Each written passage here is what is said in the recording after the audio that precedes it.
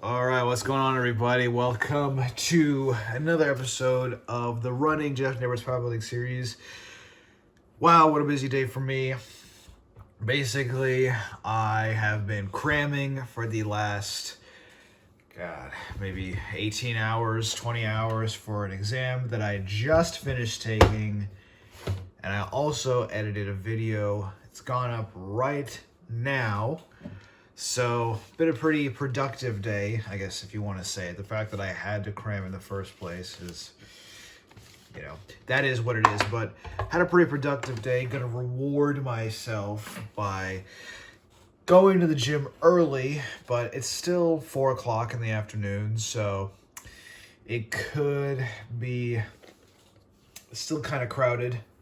May not avoid that after school, after work traffic. Hopefully on the way there, yesterday I think I left at maybe close to 6 or something, or like 5:15 or something. I don't remember, but it took me like 40 minutes to get to the gym because the traffic was so bad. So when I talk about traffic, I usually mean in the gym, but that was like literal, like on the road, like I'm sitting in traffic doing nothing type of traffic. So we're going to skip the formalities. We got an upper body day, interesting upper body day. He has made a few switches when it comes to the exercise selections for this day. We are doing overhead press, supersetted with push press in sort of a compound set style, where the first 3 reps are overhead work strict, and the next 3 reps are like a push press. We use a little bit of leg drive. You'll see what I'm looking like. He has programmed this in the past, and I have actually really, really liked it. So we'll see how that goes. I prefer to do them strict in general, just because push presses tend to be they're just a little too easy for me. But we'll see how it goes. We also swapped out, I think we did close grip bench last time we did this workout, and now we've got barbell floor press. So I hope the gym's not too crowded and I can do that. But again, we shall see.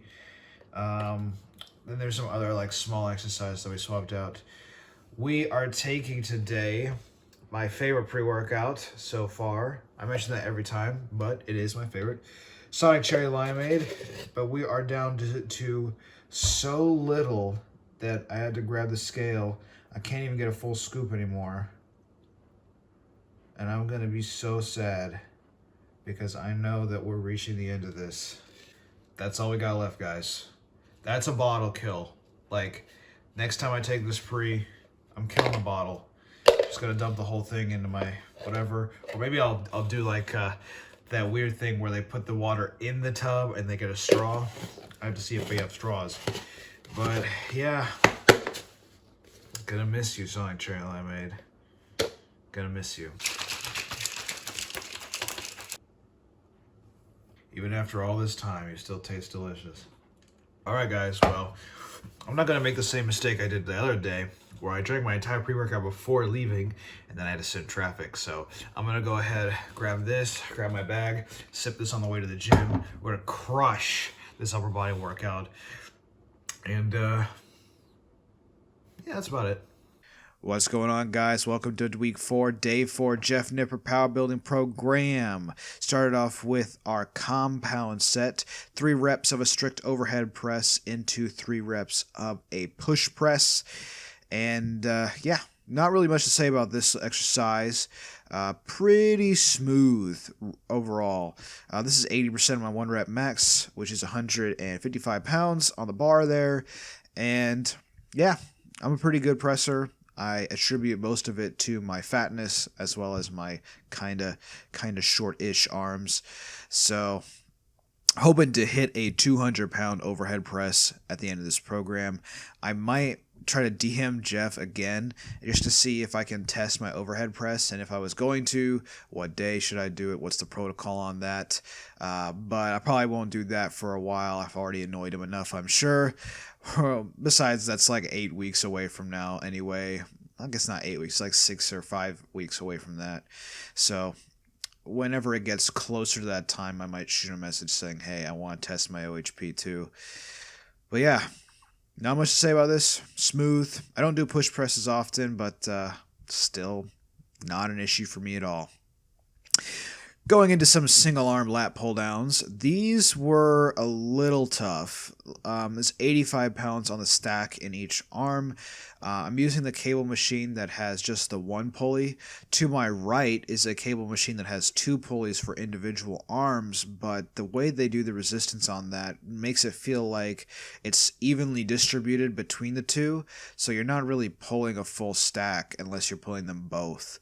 And I wanted to make sure that I was pulling exactly what I was pulling with one arm on the machine. So these were really, really hard. I took these pretty close to failure. I hope my form is okay. I hope it's okay that I'm holding on to the thing here. But yeah, it's only 5 pounds up from last time, so I don't know really what changed. But I might stay here the next time we do these. New exercise: barbell floor press. I have never done these before. This is my first ever barbell floor press, and let me tell you. It is an interesting exercise, to say the least. First of all, I had a hell of a time trying to figure out how to set this up. I still think the pins are a little low, but I'm afraid if I move them up one more level, it'll be too high. So I'm not too sure what to do here. And because this is a new exercise, I had no idea what weight I should do. So I picked 185 pounds for the first set. That was way too easy. These are supposed to be 7s. And it was closer to a 6, maybe a 5, so I bumped it up by 10 pounds, and this was a hella overshoot. This was closer to a 10. I feel like I might have failed, if I tried maybe one more rep. I don't think I would have gotten it up. And it's like the unrack, again, is what I'm kind of concerned about. A commenter mentioned about the assistance arms that I use on those benches, and I feel like I've been using those as a crutch. The problem is that without them, the pins are too high, so I'm kind of stuck between a rock and a hard place there. But, ideally I would always self-unrack and only need assistance when I'm trying for a heavy single. But that is to say, these floor presses were hard, hammered my triceps and chest. So hopefully they're still in the program for a while and I can kind of get good at them, because I really dug them. I really dug it. Lower back was feeling pretty good today, so I decided to throw in some pendulum rows, really trying my hardest to minimize any torso movement. I'm trying to make these as strict as possible. That is the cue given in the program, but also it's just better for development in general.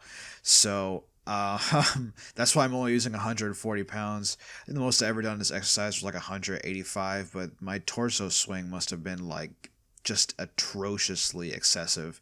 So hoping to build back up.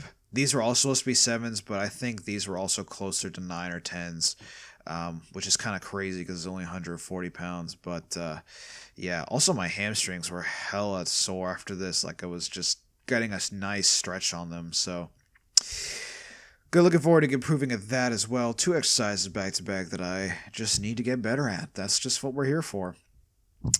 Next exercise was cable flies on these sort of matrix cable thing, whatever this is supposed to be. Not on the shitty stack that jumps 7.5 pounds after 25. This is 30 for 2 sets of 15. Trying to figure out foot placement here. I think I should just leave my left foot staggered like that. It's a more comfortable position, but I was just worried about imbalanced pec development. Is that really a thing with the staggered foot? I'm not too sure. Next we had our superset. So this is incline shrugs into dumbbell rear delt reverse flies. Really weird superset, upper back superset, I guess. The incline shrugs, those are 52.5 pound dumbbells for sets of 20. I don't know the benefit of doing these instead of regular shrugs still, but whatever. Just doing what the program tells us to do at this point. And these reverse flies with the dumbbells, these bent over reverse flies, I should say, are my least favorite reverse fly variation. I much prefer with the cables and a pec deck over this. Nevertheless, this is what was programmed, so it makes it more convenient to do a superset anyway, but those are 15-pound dumbbells, also for 2 sets of 20. So finally, we finished off the workout with these barbell skull crushers. I decided to set it up on this incline bench because nobody was here and because I didn't have to clean the weight up. This is 90 pounds for 2 sets. Actually, I think it was 3 sets of 10. I'm not actually 100% too sure. It was 2 sets of 10, I'm sorry. And this is supposed to be constant tension, so I'm trying to stop just short of lockout. I'm getting a little tendony.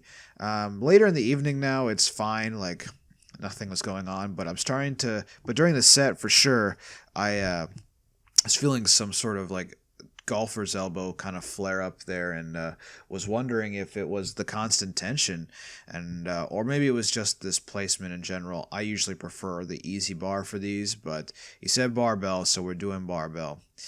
Anyway, that was the end of the workout. Kind of a long workout and a long day, but hope you guys enjoyed the video, and I will see you in the next one.